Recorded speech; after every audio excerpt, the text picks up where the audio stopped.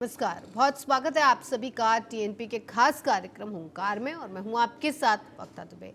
आज बात करेंगे, देश में भारी बारिश का दौर जारी है। मॉनसून ने पंजाब, हिमाचल प्रदेश, उत्तराखंड और जम्मू कश्मीर में कहर बरपाया है। बादल फटने और भूस्खलन की वजह से सैकड़ों लोगों की मौत हो चुकी है तो हजारों की संख्या में लोग घायल भी हो चुके हैं। करोड़ों रुपए की आर्थिक क्षति भी हुई है। हालांकि खबर है कि प्रधानमंत्री नरेंद्र मोदी देश के बाढ़ प्रभावित राज्यों का दौरा कर सकते हैं। वो हालातों का जायजा भी लेंगे और राहत बचाव कार्यों की समीक्षा भी करेंगे।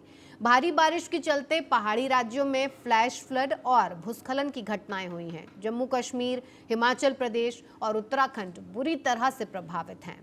मैदानी इलाकों की तरफ बढ़ने पर पंजाब में हालात बेहद खराब है। यहाँ के सभी 23 जिलों में बाढ़ का प्रकोप है। हरियाणा, राजस्थान और दिल्ली एनसीआर में भी बाढ़ जैसे हालात हैं। दिल्ली में हालातों को लेकर राजनीति भी गरमाई हुई है। आम आदमी पार्टी प्रमुख अरविंद केजरीवाल ने राहत सामग्री की कमी पर सवाल उठाए और ये कहा कि केंद्र अफगानिस्तान में मदद भेज सकता है तो दिल्ली के बाढ़ पीड़ितों की मदद भी प्राथमिकता होनी चाहिए। उन्होंने शास्त्री पार्क राहत शिविर का दौरा किया और कहा कि लोगों को समय पर खाना और तंबू नहीं मिले हैं। मौसम विभाग ने मध्य प्रदेश में कई जिलों में रेड अलर्ट जारी किया हुआ है और भारी बारिश के आसार भी जताए हैं।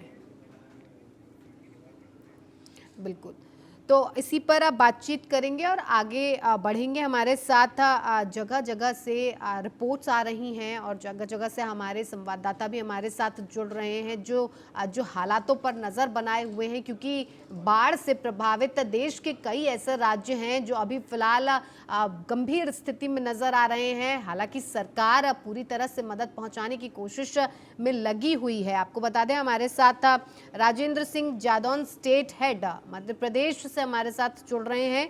प्रवेश शर्मा दिल्ली से हमारे साथ जुड़ रहे हैं। राकेश जोशी नैनीताल से हमारे साथ जुड़ रहे हैं और कुछ ही देर बाद हमारे साथ जुड़ेंगे अजय दुबे, जो कि पर्यावरणविद हैं। लेकिन मैं आप लोगों के पास आऊं उससे पहले एक खबर साझा करना चाहूंगी कि पंजाब के जो बाढ़ पीड़ित और बाढ़ प्रभावित जो लोग हैं उनके लिए हरियाणा सरकार की तरफ से एक पहल की गई है और पानीपत से राहत सामग्री पहुंचाने के लिए 9 ट्रकों को रवाना भी कर दिया गया है। यानी कि जहां जहां पर सरकार मदद पहुंचा सकती है वहां पर मदद पहुंचाने की जो प्रक्रिया है वो शुरू हो चुकी है। मैं सबसे पहले शुरुआत करूंगी प्रवेश आपके साथ, क्योंकि दिल्ली में लगातार अब इस घटना को लेकर ये जिस तरह से बाढ़ का ये जो प्रकरण है वो लगातार जारी है। पानी भरना, जल भराव होना, जल जमाव होना, जिससे लोगों को काफ़ी दिक्कतों का सामना करना पड़ रहा है। लेकिन अब तो इस पर सुप्रीम कोर्ट भी खुलकर सामने आ गया है। उसका भी कहना है कि इस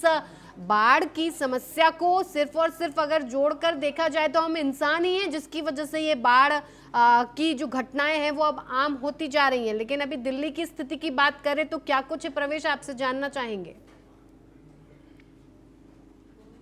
यमुना का जो जल स्तर है उसमें थोड़ी सी गिरावट जरूर देखने को मिली है, लेकिन जो उसके आसपास के इलाके हैं वो लगातार जो है जलमग्न है। चाहे वो कश्मीरी गेट का इलाका हो, चाहे मयूर विहार का इलाका हो या शास्त्री पार्क का इलाका हो, सभी जगह जो है यमुना का जो पानी है वो घुसा हुआ है। और कई कई इलाके ऐसे हैं, हमने एक रिपोर्ट भी करी थी जिसमें दिखाया था कि गीता कॉलोनी का जो शमशान घाट था जिसमें अस्थि विसर्जन शमशान घाट की जो प्रक्रिया की जाती है उसको पूरी तरीके से रोक दिया गया था। इसके अलावा कई लोग ऐसे थे जो खाने की राहत सामग्रियों को खोज रहे थे। इसके अलावा हमने कुछ लोग ऐसे भी देखे थे जो राहत शिविर में रह रहे थे, लेकिन राहत शिविर में ही पानी घुस के आया।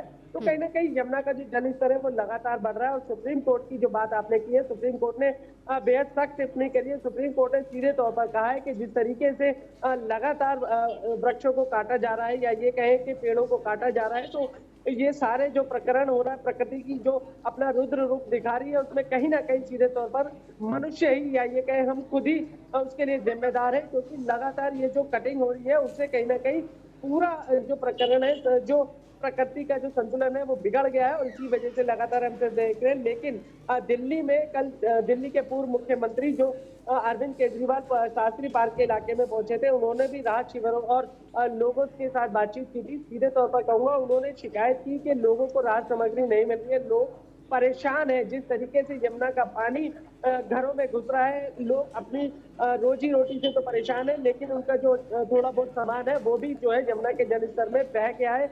और काफी ऐसे मवेशियां हमने देखे हैं जो काफी मर भी चुके हैं, क्योंकि एक शास्त्री पार्क में यमुना के ही ग्राउंड के अंदर एक गौशाला बनी हुई है जो यमुना के जल स्तर बढ़ने से पूरी तरीके से इस समय जलमग्न है। और लोग इस समय सीधे तौर पर कहें तो यमुना की जो स्थिति है वो आसपास के इलाकों के लिए ठीक नहीं है और आसपास के लोग काफी परेशान नजर आ रहे हैं।